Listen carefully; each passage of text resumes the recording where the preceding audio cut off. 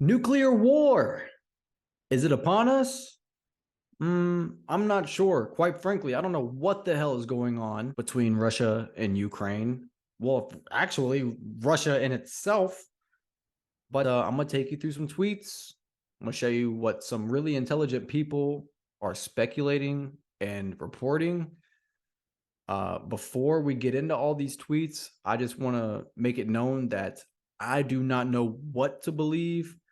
I'm not sure where these people are getting their information. I just cannot trust anything corporate media says. And I don't know how independent journalists are getting their information because I don't know how Russia lets this stuff get out. So again, I don't know what the hell to believe, but I'll take you through a few scenarios and you can digest all the information and kind of decide for yourself what exactly is going on. So we have from Clint Russell. He says, if the reporting is true that Wagner turned against Russia, I'd love to know what the CIA offered Prigozhin to do so. I find it unfathomable that this is happening organically.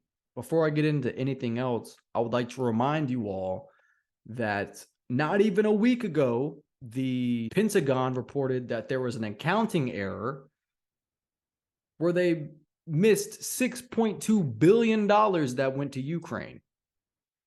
Now, they said that this was going to be for future security packages.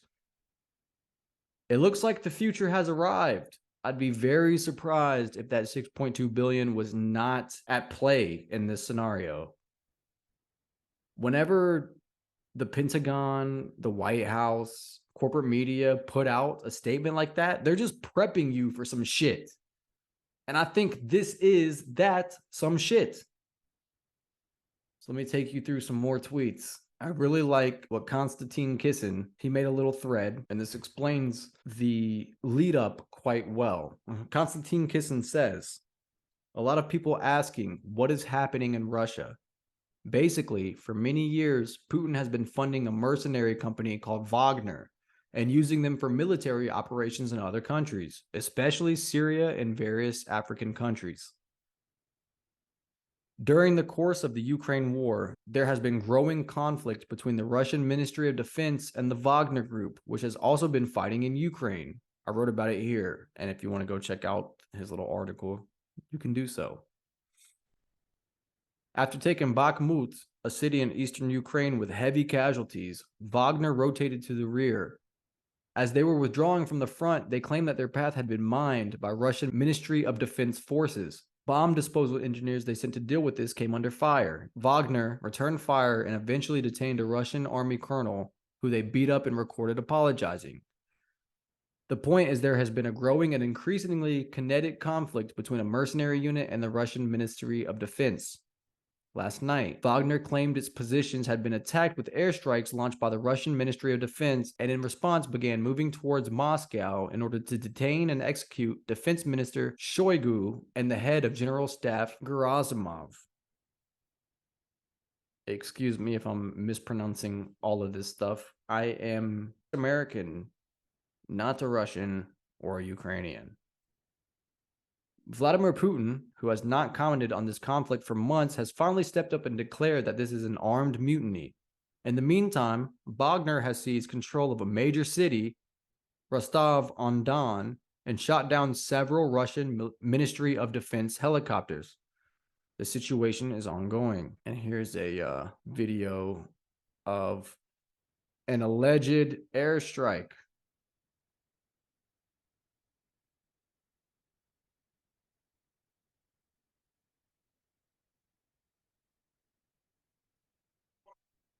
So a lot of these videos, people are speculating whether or not they're real. Again, it's hard to really tell what is real and what is not with all this Russian propaganda, with all this Ukrainian propaganda, and of course, we know American propaganda. So let me show you some speculative takes, and I'll let you decide for yourself whether you agree with this, whether you disagree with this, whether you think this is prudent, whether you think this is crazy. We have from Clandestine. He says, Let me get this straight. Prigozhin, who is fully funded by the Russian government, is close with Putin and engaged in disinformation psyops like no ammo in Bakhmut, says crazy shit again, and the Ukrainian folks didn't even consider the possibility that it was Russian disinformation. Just that first little couple sentences, or that one sentence, I can't disagree with the way he started. There was no civil war. There were zero casualties. It was just Prigozhin being batshit crazy like he always is, and right back to the front lines after his outburst. Again, you got to take everything you hear with a grain of salt, because how can you know any of this is true, any of this is real? There are 3 countries that we know are trying to put psyops on people. Russia is obviously trying to orchestrate psyops. Ukraine is obviously trying to orchestrate psyops. And America is obviously trying to orchestrate psyops. So who knows what is real and what's not? I don't know how any of these people got any of their information, but I would love to have direct sources on the grounds. And if you guys have those, I'd love to hear them because I haven't seen any. He says, Clandestine says, what do I think? I think Prigozhin is working with Putin as usual to accomplish any number of goals. What did Putin gain? The disguise of the movement of mass quantities of his troops, the appearance of being weak to bait Ukraine to attack. They did and lost outside of this place. And he weeded out any traitors who may have tried to join with Prigozhin. What did Putin ultimately lose? Nothing. There was no civil war, no civilians in danger, and now the country and the public are galvanized around him. Now the NATO turds will be on the next thing and right back to hating Prigozhin and Wagner. They will forget that they briefly worshipped the man who took their beloved Bakhmut from them. Just like they did with Belgorod, this turned out not to be the end of Russia, despite the Ukrainian accounts being certain of it. As I said before, the only place this was a civil war was on the internet, and you just witnessed who was a reliable source and who was not, who reports on verifiable information and those who report on wild speculation. Careful who you follow, choose wisely. I gotta say, almost everything I've seen is pretty much speculation. People can say they're a verified source and they are reliable, and there have been a lot of reliable people reporting on this situation. But again, I just don't know how anybody can truly believe anything that's going on. I'm very skeptical about all this. Now, regarding this tweet, he is right when he says that they briefly will worship Prigozhin and the Wagner group. I've seen so many leftists like, oh yeah, go Prigozhin, stop Putin. Prigozhin has been on record wanting to drop nukes on the United States. He has tried, he has asked Putin to drop nukes on the United States. This has been reported. This has been confirmed. Guys, if Prigozhin and Putin really are at butting heads with one another, why are you going to root for either one of them? Prigozhin, in my opinion, is worse. Putin hasn't pressed the nuclear button. Prigozhin wants to. He says he wants to drop nukes on the United States. So be very, very careful what you wish for. And staging coups, overthrowing governments, guys, Iraq, Afghanistan, these countries are worse off now than they were before we went in. So be very, very careful what you wish for. Spike Cohen says, I'm thinking of writing a movie script about a mercenary leader. He amasses a huge militia over the years, helping his sponsor country in multiple conflicts around the globe. He helps his sponsor country invade another country, and his troops are often the most effective part of the war effort. Over time, tensions grow between him and the sponsor country's military leadership, and he accuses them of screwing up the war and leaving him and his troops to clean up their mess. Eventually, he strikes a deal with an enemy country for, let's say, $6.2 billion to turn on his sponsor. He accuses his sponsor of double-crossing him and killing many of his troops, starts a mutiny, and takes over the control center for the war effort. He closes on the deal with the enemy and receives the money once his troops approach the sponsor's capital. Then, out of nowhere, he cancels the whole thing once he has the money in hand and brings his troops back to the front line. And in a shocking twist that no one saw coming, it turns out that the leadership of the sponsor country was in on it with him all along. Now they got billions more for the war effort. The enemy is caught flat-footed, and he gets to keep a decent share of the money for himself. The biggest writing challenge, of course, will be to convince the audience that the enemy country's intelligence agencies would be gullible enough to strike such a deal. I think that might have been what happened. I think Spike Cohen is definitely onto something here. I'll show you what's being confirmed, quotation, confirmed now. But this right here to me seems like the most likely scenario, that the US, the Pentagon had an accounting error of 6.2 billion, and that accounting error was basically paying off Prigozhin and the Wagner group try to incorporate a coup and take over Putin. But the Wagner group was manipulating the US and using the US. And as soon as they got the money, they turned right around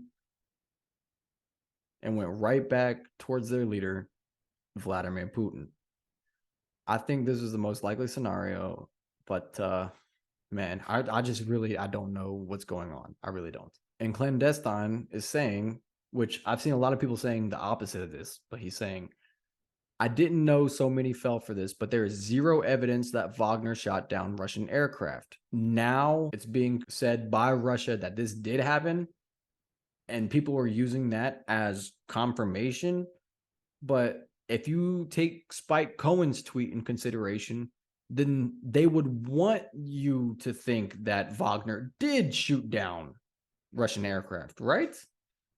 So again, I don't know what's going on, but he continues to say, pro-Ukrainian accounts have been sharing these two pictures, claiming these are proof of downed Russia Ka-52s. No video corroborated evidence, no reports, just telegram rumors that people believed without verification. Go ahead and look for yourselves. Not a single bit of evidence that Wagner shot down Russian aircraft. It's also laughable that people think Wagner could have shot down Russian aircraft and Putin would just let Prigozhin walk. Well, that's exactly what they're saying it happened now. So, fuck. Again, I don't know. Prigozhin said himself that no blood was spilled. And you all think they took out multiple Russian aircraft without taking any fire? All of it was a PSYOP. Charles Hoskinson of IOHK invented Cardano, a cryptocurrency. Very, very intelligent guy, if you guys don't know who this is. Well, he says, here's my hot take on Prigozhin. Putin and Prigozhin planned this months ago with Lukashenko to tease out members of the Russian military who aren't loyal. Reposition Wagner forces to Belarus for a strike on Kiev and encourage the Ukrainians to overcommit in the east, thinking they can use the chaos to take ground. The march on Moscow made no sense, as Russian air support could have easily devastated the roads and caravan. There is no way that this was an unexpected event. And just a side note, Clint Russell, again, man, he's absolutely right here. He's absolutely right. Going back to the people who were hoping Putin loses, it's all, oh, anti-Putin, anti-Putin, anti-Putin. They don't understand that a leader has to arise after Putin, and that leader could be way worse than Putin. They're literally begging for not Putin, and they're begging for Prigozhin, when Prigozhin would probably send nukes to the United States. But Clint Russell addresses this. He says, Russia possesses the largest and most advanced arsenal of nuclear weapons on Earth, and the Journo class is absolutely heartbroken that those weapons aren't now in the hands of a paid mercenary group filled with Nazis. These people are insane. They are insane. If you are so lost and so just embedded with the corporate media that you think that this is a good thing that's going on, you are sadly mistaken. This is the closest we have ever been to nuclear conflict, and people are cheering for it because it's, hey, Putin's bad. You are so fucking lost if you're in that camp. Clandestine again.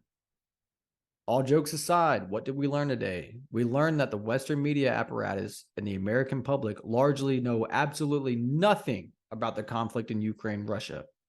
MSM outlets, experts, analysts, talking heads, etc. All of them were confidently dead wrong. And again, I don't know what is going on, but I think is what is a healthy skepticism about what's going on. I'm willing to take any argument or any perspective, any thoughts into consideration because I don't know what's going on. And I know that there are multiple countries and it seems like multiple groups within each country that are trying to orchestrate a psyop. So there's so many different moving parts going on. There's so many psyops going on. Like if you think you know what's going on, you probably have been duped. So Elon Musk, I didn't know who this Mario Nawfal, Nawfal, I don't know. Sorry if I'm mispronouncing your name, but I didn't know who this person was. But Elon shouted him out, saying that this guy has done the best reporting on the situation. Now, does Elon have some type of bias? Maybe, maybe not. Most people do have bias, so probably, but I don't know. He says, Coup updates. Putin reportedly leaves Moscow. Machine gun positions around Moscow. Wagner convoy heads to Moscow. As the coup continues, here's the latest updates from our various sources live on the ongoing Twitter space. Worries of the Russian nuclear warheads moved to Belarus weeks ago.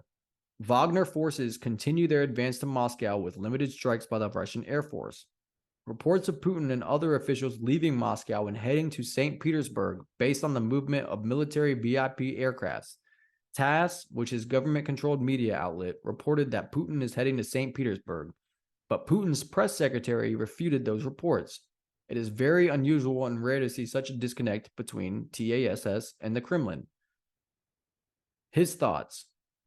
This is a military coup. We can no longer dispute this, and things are moving very rapidly and not looking good for Putin. We're seeing limited military clashes showing likely defections among Russian forces. Almost everything right now can't be verified and should be taken with a grain of salt. That's exactly what I'm saying. So he's on a different side of me. He thinks that this is a military coup by the Wagner group trying to overthrow Putin and the Russian Ministry of Defense. I personally think that since Putin and Prigozhin have been close buddies for so long that they did, despite Cohen's tweet, that they got together with the Belarus leader and they staged this. And this all is propaganda. This is all Russian propaganda. They want Ukraine, America, and the West to believe that Russia is divided and that there's a civil war that's about to occur. He continues, breaking. Reports of Wagner forces have entered Moscow Oblast, being 2 hours away from Moscow City. Notes. Below video is unverified and we could not confirm Wagner is in Moscow Oblast. But however, based on all the reports we're getting, I am confident tweeting this and stating that this is likely true. We are trying to verify this in current space. Breaking. The coup is over. Wagner's retreating. The official statement from Prigozhin, the head of the Wagner group and the leader of this coup, says it all. I don't think anyone expected this. They were going to dismantle PMC Wagner. We came out on June 23rd to the March of Justice. In a day, we walked nearly 200 kilometers away from Moscow. And this time, we did not spill a single drop of blood on our fighters. Now, the moment has come when blood may spill. That's why understanding the responsibility for spilling Russian blood on one of the sides. We are turning back our convoys and going back to field camps according to the plan. The president of Belarus, Lukashenko, has been in talks with Prigozhin all day and has taken credit for the peace agreement. Prigozhin accepted the terms of Lukashenko's agreement and agreed to halt the movement of his forces and return back to his bases. The agreement also guarantees security for fighters of PMC Wagner. It seems that the attempted coup has come to an end, and Prigozhin, along with his men, will return to their bases. Reports of Wagner forces not only leaving Moscow Oblast, but also leaving Rostov. Russian media reports that criminal cases have already been dropped from Yevgeny Prigozhin, and that Prigozhin and his forces will receive full immunity. Restrictions on the movement of vehicles have been lifted from the Voronezh, I'm butchering all these names, region which saw clashes earlier during the coup. His thoughts. I did not expect this would end peacefully with the deal, as it seemed both sides seemed at the point of no return. I just have no idea how Prigozhin and Putin can both operate in Russia with what just transpired. And I also have no idea what will happen with the war in Ukraine, but I wouldn't be surprised if we see a space deal reached. Space meaning territory, and peace. Today was another example of citizen journalism replacing mainstream media with unbiased and uncensored live breaking news. Again, I think he thinks it's unbiased, but the way he's wording everything just makes me think that he is rooting for it actually being a civil war. I keep going back to Spike Cohen's tweet. I think Spike Cohen is onto something. Before I read Spike Cohen's tweet again, I'll read one last tweet from Mario. Russia coup. What happened? Who won? What's next? The past day has been wild and confusing. Here's everything that has happened since the coup failed. We know that at least 15 Russian soldiers were killed during this incident, with the bulk of them being from helicopters shot down by Wagner forces. All criminal charges against Prigozhin, the Wagner chief, have been dropped. During negotiations, the president of Belarus, Lukashenko, and Prigozhin, changes in the leadership of Russia's Ministry of Defense were not discussed. All Wagner fighters will return to their bases and sign contracts with the Russian military. Prigozhin will be transferred to Belarus as part of the deal struck between Prigozhin, Lukashenko, and Putin. No one seems to know the current whereabouts of Prigozhin. Zelensky's office reported that they were disappointed with Prigozhin's decision to withdraw forces. This right here, this point, he said it himself. I don't know why he can point this out and still think that it was actually a Russian coup and Prigozhin was actually trying to overthrow Putin without mentioning the US. Okay. The West's involvement here is just obvious to me. It's just obvious. The 6.2 billion goes missing. And then this guy who doesn't seem like he wants to report that the West has been involved with it, says that Zelensky was disappointed. If Zelensky is outright saying he's disappointed with Prigozhin's decision to withdraw forces, then that just tells me that the West probably struck a deal with this dude, right? I don't know, man. I don't know shit again, but that kind of stands out to me. In brief, Wagner fighters will sign with the Russian military. Prigozhin will not be charged with any crimes, but will be transferred to Belarus. My thoughts: Putin is weaker than ever, and Prigozhin's life will forever be in danger. The winner, Ukraine and the West. I would not be surprised if a peace deal is reached this year between Russia and Ukraine. Russia cannot afford to continue this war. Do you agree? Yes and no. I agree that Russia can't really afford to continue this war, but that's why the US paid 6.2 billion for it. Am I right? It seems like Prigozhin, Lukashenko, and Putin duped the West. That's just what it seems like, in my opinion. And I don't know how this Mario dude is not saying that. Like, he doesn't seem like a leftist, but he's kind of acting like a leftist right now. Let me take you to Spike Cohen's tweet one more time. I think Spike is onto something. I'm thinking of writing a movie script about a mercenary leader. He amasses a huge militia over the years, helping his sponsor country in multiple conflicts around the globe. He helps his sponsor country invade another country, and his troops are often the most effective part of the war effort. Over time, tensions grow between him and the sponsor country's military leadership, and he accuses them of screwing up the war and leaving him and his troops to clean up their mess. Eventually, he strikes a deal with an enemy country for, let's say, 6.2 billion to turn on his sponsor. He accuses his sponsor of double-crossing him and killing many of his troops, starts a mutiny, and takes over the control center for the war effort. He closes on the deal with the enemy and receives the money once his troops approach the sponsor's capital. Then, out of nowhere, he cancels the whole thing once he has the money in hand and brings his troops back to the front line. And in a shocking twist that no one saw coming, it turns out that the leadership of the sponsor country was in on it with them all along. Now they've got billions more for the war effort. The enemy is caught flat-footed, and he gets to keep a decent share of the money for himself. So this is why I disagree with Mario. I don't think it's a win for the Ukraine and the West. I don't know how you can call it a win, period, because regardless of who's right and who's wrong and what actually happened here, we're definitely closer to nuclear conflict. So don't call a fucking winner. Don't say there's a fucking winner in this situation. There's no winners. We're closer to nuclear conflict. Everybody fucking loses. Okay. So I think Spike Cohen is definitely onto something here. I don't know what's happening. I don't know what to expect. But all this reporting, I do know, is setting us up for something. The Pentagon leaking that they had a 6.2 billion accounting error led to this story. They were setting us up for this story, in my opinion. So now that this story has broke, what is coming next? They're setting us up for something else. And it would not surprise me if they're setting us up for American invasion into Russia. I would not be surprised if they're going to use this to put American troops on the ground in Ukraine, which they already are, but like, publicly, they're going to publicly start reporting this. Again, I just don't know. But what I do know is don't root for Prigozhin. Don't root for Putin. They're both bad. They're both bad. Don't root for the US. The US is also bad. We're the bad guys too. Zelensky, bad. Biden, bad. Putin, bad. Prigozhin, bad. All these people are corrupt. All these people want power.